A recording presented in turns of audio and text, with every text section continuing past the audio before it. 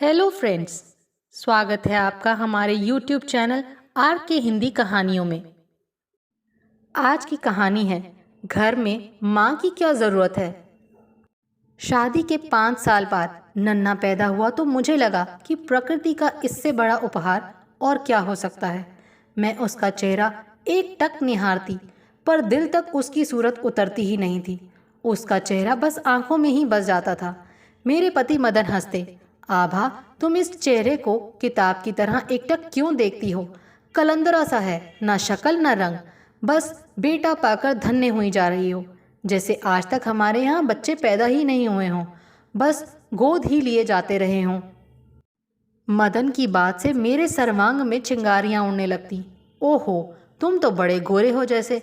बेटा तुम्हारे पर गया है, तुम जलते हो। अभी तक घर में एकमात्र पुरुष होने का गौरव था, सो ओछेपन पर उतर आए। पर माँ कहती हैं कि मैं बचपन में बहुत गोरा था, इसकी तरह नहीं था। रहने दो, मैंने बात काटी। ये बड़ा होगा, शेव वगैरह करेगा तो अपने आप ही इसका रूप निखर आएगा। मदन को भले ही दलील दी, पर नन्हे को हल्दी बेसन के उपटन से नहलाती थी। हाय, मेरा बेटा सांवला क्यों है? नन्हा बैठने लगा तो मैं बलिहारी हो गई। नन्हे ने खड़े होकर एक कदम उठाया तो मैं खुशी से नाच उठी। नन्हे ने अभी तुतलाकर बोलना शुरू ही नहीं किया था, पर उसके बोलने के लिए मैंने तुतलाना शुरू कर दिया। मदन के लिए नन्हा आम बच्चों सा बच्चा था। शायद माँ के तन से नहीं, मन से भी शिशु का सृजन होता होगा। तभी तो मेरे दिलो दिमाग में हर पल बस नन्हा ही समाया रहता। नन्हा बोलने लगा, शिशु कक्षा में जाने लगा। उसके लिए एक नई दुनिया के दरवाजे खुल गए। अब वो बदल रहा था, स्वतंत्र रूप से मुझसे दूर हो रहा था। उसकी आंखों में इतने चेहरे समा रहे थे आए दिन कि मेरा चेहरा अब धूमिल पड़ने लगा था। मैं पति से कहती, देखो ये नन्हा कितना बदल रहा है।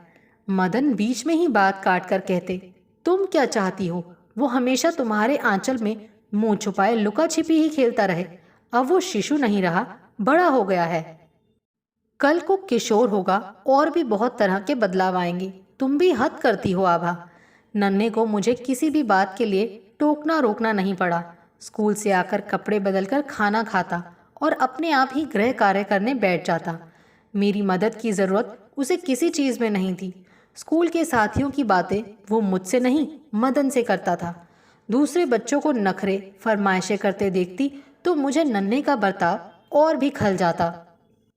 मैं मदन से कहती, नन्हा और बच्चों की तरह क्यों नहीं है?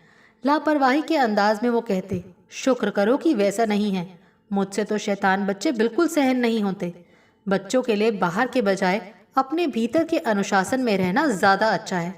फिर तुम खुद ही उसके लिए पहले ही सब कुछ तैयार करके रखती हो तो वो क्या मांगे? तुम अपनी तरफ से मस्त हो जाओ, नन्हा बिल्कुल ठीक है। एक बार मुझे बहुत तेज़ बुखार हो गया। मदन ने छुट्टी ले ली। नन्हे को स्कूल भेजा, फिर डॉक्टर को बुलाकर मुझे दिखाया। दवा फल आदि लाए, फिर उन्होंने खिचड़ी बनाई। मुझे यूँ मदन का काम करना अच्छा नहीं लग रहा था। घर की नौकरानी भी छुट्टी पर चली गई। मैं दुखी होकर बोली, अब बर्तन भी धोने होंगे।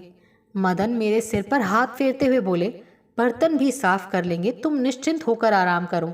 फिर नन्हा भी तो अब मदद कर देता है। छुट्टी का दिन था। कमजोरी की वजह से आंखें बंद करके मैंने ढाल सी पड़ी थी। पास ही नन्हा और मदन कालीन पर बैठे थे। अचानक नन्हा बोला, पिताजी घर में माँ की क्या ज़रूरत है? क्यों? तुम्हारी माँ पूरा घर संभालती हैं, तुम्हें कितना प्यार करती हैं, खाना बनाती हैं। अब देखो हम दोनों से ही घर नहीं संभल रहा। क्यों? आप खाना बना सकते हैं, मैं सफाई कर सकता हूँ, बर्तन भी धो सकता हूँ।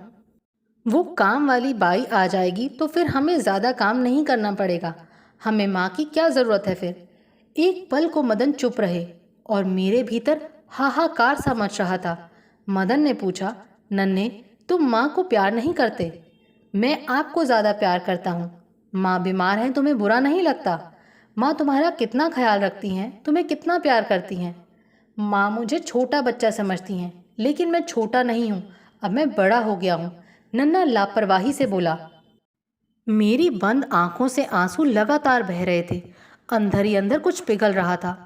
तुम तो बड़े हो गए हो देवाशीष, ये पैसे लो और नुक्कड़ वाली दुकान से डबल रोटी और मक्खन लेकर आओ। हिसाब कागज़ पर लिखवा कर लाना, बचे पैसे संभाल कर जेब में रखना।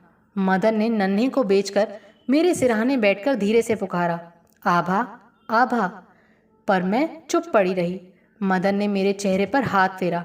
अरे तुम रो रही हो, क्या हुआ? बस उनके इतना पूछते ही मेरा आंसुओं का दबा सैलाब पूरी तरह बह निकला। पगली हो, ऐसे भी कोई रोता है? मदन ने भावुक होते हुए कहा। लो ग्लूकोज का ग्लास, एक सांस में खाली कर दो। मैं प्रतिरोध करती रही, पर मदन ने ग्लास खाली होने पर ही मेरे मुंह से हटाया। तुमने सुना वो क्या कह रहा था कि मेरी कोई ज़रूरत नहीं है इस घर में? कहते हुए मेरी आंखें फिर छलकने लगीं। तुम भी क्या? उसकी बात पकड़कर बैठ गई। ये उम्र के बदलाव होते हैं। मदन ने सेब काटकर आगे बढ़ाया। लो खाओ और जल्दी से अच्छी होकर हमें भी अच्छा सा खाना खिलाओ। यार मैं तो खिचड़ी दलिया और नहीं खा सकता, बीमार हो जाऊंगा। तुम खा नहीं रही हो, चाट मसाला छिड़क दूं, स्वाद बदल जाएगा। मदन उठकर चाट मसाला रसोई से ले आए। तभी नन्हा भी अंदर आ गया। बिल्कुल मदन के अंदाज में उसने सामान मेज पर रखा और जेब से पैसे निकालकर बिल के साथ मदन को दिए। मदन ने बिल और पैसे मुझे दिखाते हुए कहा, देखो तुम्हारा बेटा बड़ा हो गया है, बाजार से अकेले सामान लेकर आया है। अरे वाह, मेरा मन अंदर से उमड़ रहा था। मैं उसका सिर सहलाकर ढेर सारा प्यार करना चाहती थी, पर मैंने अपने आप को रोक लिया। बोली, अब तो अच्छा हो गया, तुम घर पर नहीं रहोगे तो नन्हा मेरा बाजार का काम कर देगा। एक गर्वीली सी मुस्कान नन्हे के चेहरे पर खिल उठी। मदन ट्रे में दूध के 3 ग्लास लेकर आए और बोले, चलो नन्हे जल्दी से अपना दूध खत्म करो, फिर हम दोनों मिलकर खाना बनाएंगे। नन्हा ने आज्ञाकारी बेटे की तरह गटागट दूध खत्म किया और फिर पिता के साथ रसोई में चला गया। उसे जाते देखकर मैं सोच रही थी, अभी पूरे 4 साल का भी नहीं हुआ, पर कितना जिम्मेदार है। आम बच्चों जैसा नहीं है, तभी तो इतना अलग है। मैं स्वस्थ होते ही घर के कामकाज में पहले की तरह लग गई। इसी बीच नन्हे को फ्लू हो गया। 3-4 दिन में बुखार उतरा। हम दोनों आंगन में धूप सेक रहे थे। पड़ोस की ज्योति और रमा बुनाई का डिज़ाइन सीखने आ गई। ज्योति अपने घर के बगीचे से मूलियाँ लेती आई थी।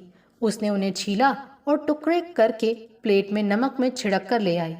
हम तीनों बहुत स्वाद से खा रही थी। नन्हे का दिल भी खाने के लिए मचल गया।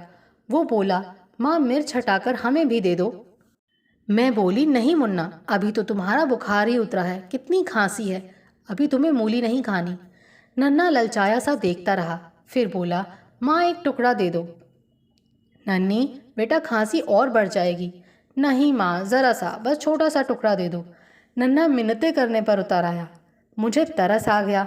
मैंने पास रखी पानी की बोतल से मूली धोकर उसे दे दी, पर जैसा स्वाद उसे हमें मूली खाते देखकर महसूस हो रहा था, शायद वैसा स्वाद उसे नहीं आया। फिर भी मूली का टुकड़ा खत्म करके अनमना सा खड़ा रहा। आपने हमें मूली खाने को क्यों दी? ज्योति उसकी नकल करती बोली, हमें मूली खाने को क्यों दी? अभी गिड़गिड़ाकर मंगते से मांग रहे थे, इसीलिए दी। नन्हा नाराजगी से मुझे देखता हुआ बोला, हम तो छोटे बच्चे हैं, आप तो बड़ी हैं, आपको पता है ना, बच्चों की बात नहीं मानते। मैं पिताजी को बताऊंगा कि मुझे खांसी है, फिर भी आपने मुझे मूली खाने को दी। क्या मैंने अपनी मर्जी से दी थी? मैं हैरान सी नन्हे को देख रही थी। तू किस तरह गिड़गिड़ाकर मांग रहा था? मांगने से क्या होता है? आप देती नहीं तो मैं खाता कैसे? अब खांसी होगी तो मैं पिताजी को बता दूंगा, आपने मुझे मूली दी थी, इसी से खांसी बढ़ी। वो अड़ियल घोड़े सा अड़ा रहा था। रमा ने उसका कान धीमे से पकड़ा। तुम्हारे जैसे बच्चे की तो पिटाई होनी चाहिए, समझे? आने दो भैया को, मैं उन्हें बताऊंगी कि तुम भाभी को कितना तंग करते हो। नन्हे ने अपना कान छुड़ाया और आंगन में उड़ आई तितली के पीछे भाग गया।